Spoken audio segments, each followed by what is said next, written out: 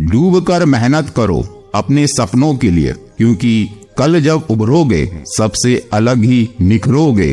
अत्यधिक सुविधा भी सफलता के मार्ग में एक दुविधा बन सकती है। खुद को बिखरने मत देना। कभी किसी हाल में गिरे हुए मकान की ईंटें तक ले जाते हैं लोग। याद उसे करो जो अच्छा हो, प्यार उसे करो जो सच्चा हो, साथ उसका दो जो इरादों का पक्का हो, और दिल उसे दो जो सूरत से नहीं दिल से अच्छा हो। इंसान की समझ सिर्फ इतनी है कि उसे जानवर कहो तो नाराज हो जाता है और शेर कहो तो खुश हो जाता है। समस्या का समाधान इस बात पर निर्भर करता है कि तुम्हारा सलाहकार कौन है। वो शकुनी भी हो सकता है या श्री कृष्ण भी हो सकते हैं। हमारी आंखें अक्सर वही लोग खोलते हैं जिन पर हम आंख बंद करके भरोसा करते हैं। जो चीज आपको चैलेंज करती है वही आपको चेंज कर सकती है। बालक रूप में माखन, किशोर रूप में बांसुरी और युवा रूप में सुदर्शन धारण करने वाले श्री कृष्ण हमें ये बताते हैं कि जीवन में समय के साथ परिवर्तन बहुत आवश्यक है। अजीब शब्द है सॉरी। इंसान कहे तो झगड़ा खत्म, डॉक्टर कहे तो इंसान खत्म। इंसान खुद की गलती पर वकील बन जाता है और दूसरों की गलती पर जज बन जाता है। श्री कृष्ण कहते हैं इंसान दुख आता है तो अटक जाता है और सुख आता है तो भटक जाता है। जैसे उबलते पानी में कभी परछाई नहीं दिखती, ठीक उसी प्रकार परेशान मन से समाधान भी नहीं दिखते। शांत होकर देखिए, सभी समस्याओं का हल मिल जाएगा। श्री कृष्ण कहते हैं सौभाग्यशाली होते हैं वो लोग जिन्हें समय और समझ एक साथ मिलती है, क्योंकि अक्सर समय पर समझ नहीं आती और जब समझ आती है तो समय हाथ से निकल जाता है। भगवान आप सबको महंगी सी महंगी घड़ी दे, पर मुश्किल घड़ी किसी को ना दे। उनके साथ रहो जिनकी तबीयत खराब हो, लेकिन उनके साथ कभी मत रहो जिनकी नीयत खराब हो। जिनकी कामयाबी नहीं रोकी जा सकती उनकी बदनामी शुरू की जाती है। जीवन में जब सुख आए तो समझना कि अच्छे कर्मों का फल मिल रहा है, और जब दुख आए तो समझना कि अच्छे कर्म करने का समय आ गया है। अहंकार में डूबे इंसान को ना तो खुद की गलतियां दिखाई देती हैं और ना ही दूसरों की अच्छी बात। भगवद गीता में लिखा है कि जिस समय कोई समस्या जन्म लेती है उसके साथ साथ ही उसका समाधान भी जन्म लेता है। अगर कोई आपसे कुछ मांगे तो दे दिया करो, शुक्र करो ऊपर वाले ने आपको देने वालों में रखा है, मांगने वालों में नहीं। माना दुनिया बुरी है, सब जगह धोखा है, किंतु हम तो अच्छा बने, हमें किसने रोका है। वक्त ने फंसाया है लेकिन परेशान नहीं हूँ। मैं हालातों से हार जाऊं वो इंसान नहीं हूँ। इंसान कहता है ईश्वर नजर क्यों नहीं आता, पर सच्चाई तो ये है जब जीवन में कोई साथ नहीं देता तो सिर्फ ईश्वर ही नजर आता है।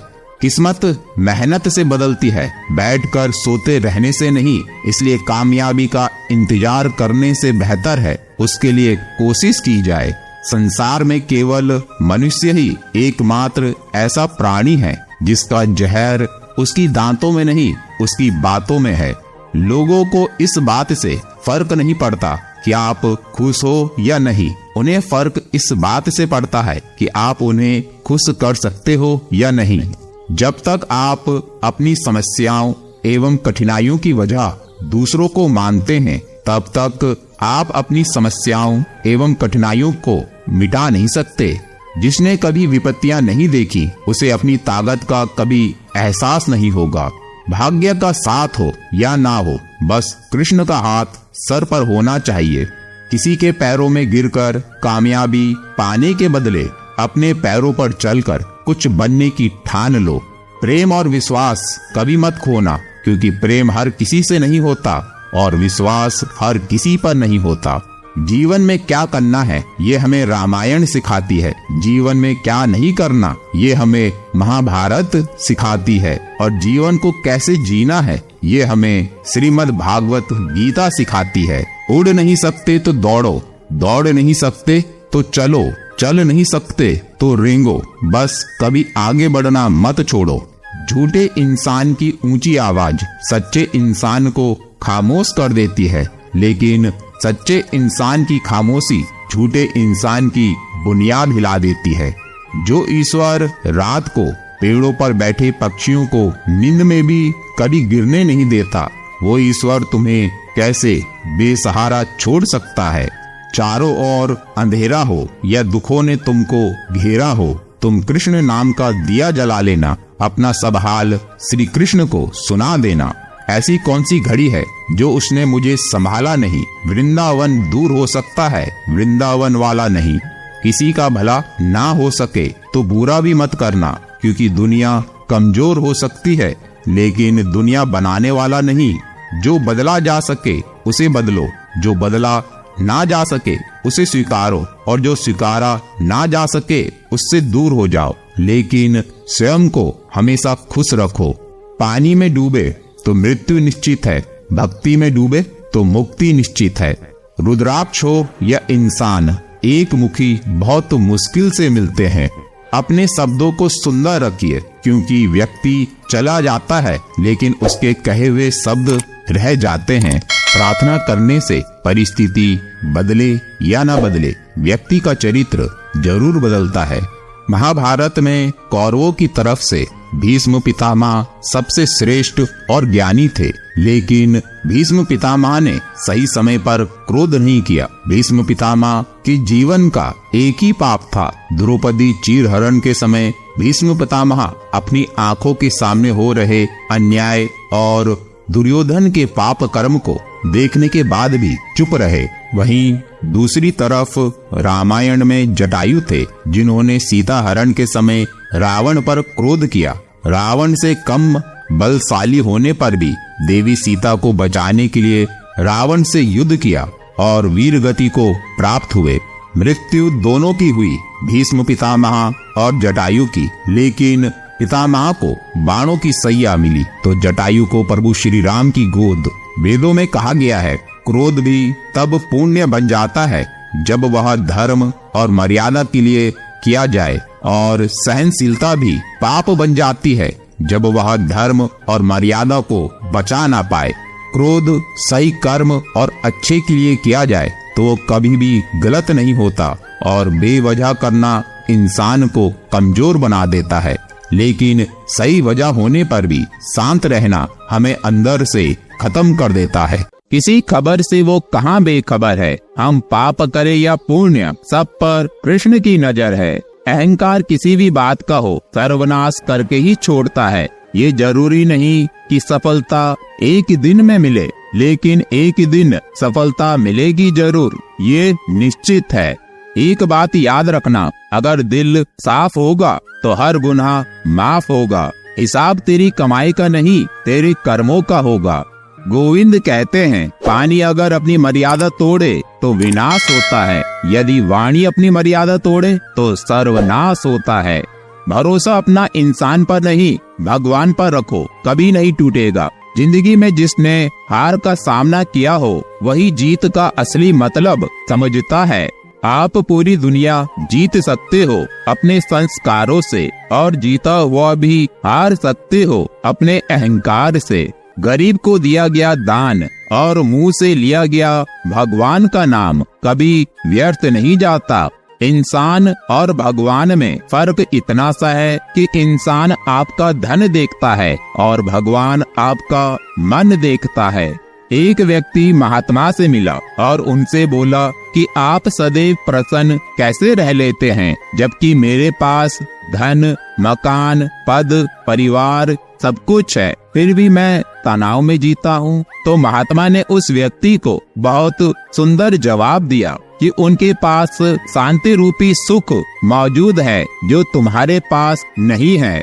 जब समय खराब हो तब दिमाग को शांत रखना ही उचित होता है।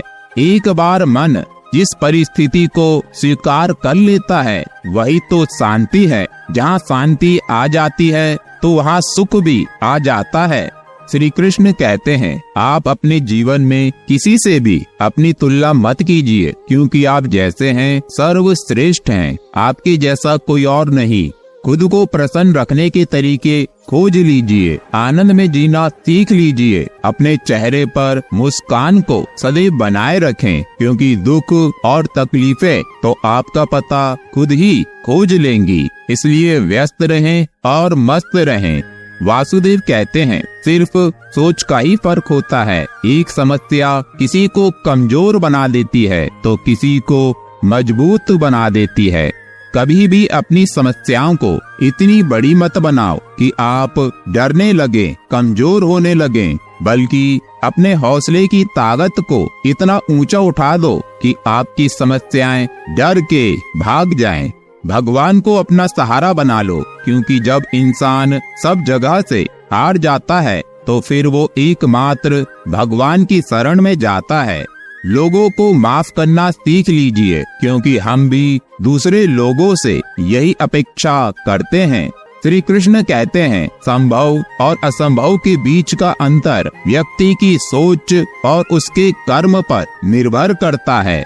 रिश्तों में प्रेम चंदन की भांति होना चाहिए। अगर रिश्ते टूट जाएं, तो भी प्रेम की सुगंध बरकरार रहनी चाहिए।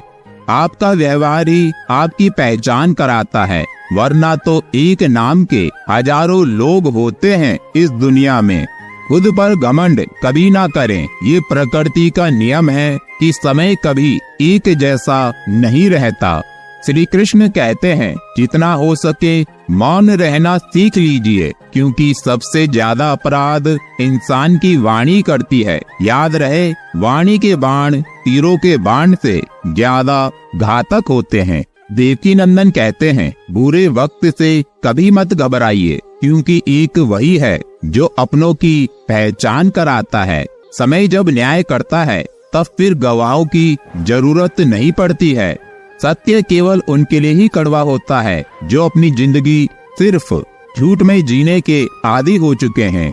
विवेकवान व्यक्ति वो होता है जो क्रोध आने पर भी अपने मुंह से गलत बात ना निकाले। लोग क्या कहेंगे ये तो सब सोचते हैं, लेकिन भगवान क्या कहेंगे ये कभी कोई नहीं सोचता। फिर भी भगवान अपना प्रेम हम सब पर बरसाता रहता है।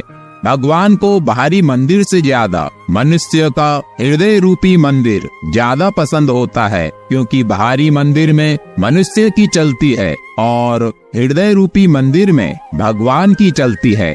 जहाँ श्री कृष्ण है वहाँ धर्म है, और जहाँ धर्म है वहाँ विजय निश्चित है। श्री कृष्ण कहते हैं, कर्म वह फसल है जिसे हर इंसान को हर हाल में काटना ही पड़ता है।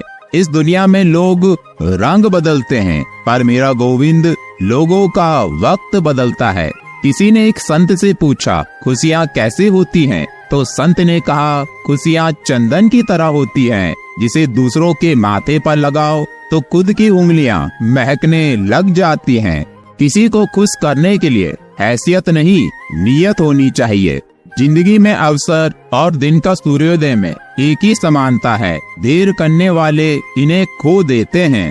बोलने में अपनी मर्यादा रखें। जब तक आप अपने शब्दों को बोलते नहीं, तब तक वो शब्द आपके गुलाम हैं। लेकिन जब आप बोलते हैं, तो फिर आप उन शब्दों के गुलाम हो जाते हैं। अपने ईश्वर पर विश्वास हमें इतना रखना चाहिए कि हमारी जिंदगी में कोई संकट आए तो फिक्र हमें नहीं, हमारे गोविंद को हो। विश्वास रखिए, जिस भगवान ने आपका अभी तक साथ निभाया है, वो आगे भी आपको ले जाएगा। जिंदगी में रिश्ते बनते तो बहुत हैं, पर क्या उन सभी रिश्तों में दिल मिलते हैं? तो भले ही रिश्ते कम बनाएं, पर उन्हें सच्चे दिल से निभाएं। माधव कहते हैं, अगर जिंदगी में शांति चाहिए तो अपने काम पर पूरा ध्यान दो। लोगों की बातों पर नहीं, अपने हाथ की लकीरों पर नहीं, बल्कि हाथ की लकीरें बनाने वाले पर भरोसा करिए। याद रहे, कर्म रूपी उंगलियां भाग्य रूपी लकीरों से सदैव आगे रहती हैं। मधुसूदन कहते हैं, जो आप दोगे वही आपके पास वापस लौट कर आता है। तो इसलिए अच्छा सोचिए, अच्छा बोलिए, अच्छा सुनिए, अच्छा काम कीजिए। तनाव लेने से जीवन में समस्या जन्म लेती है और मुस्कुराने से जीवन में तनाव कम होता है। तो सदैव मुस्कुराते रहिए, जीवन से तनाव दूर भगाते रहिए और प्रेम से बोलें जय श्री कृष्ण। मिलते हैं अगली वीडियो में।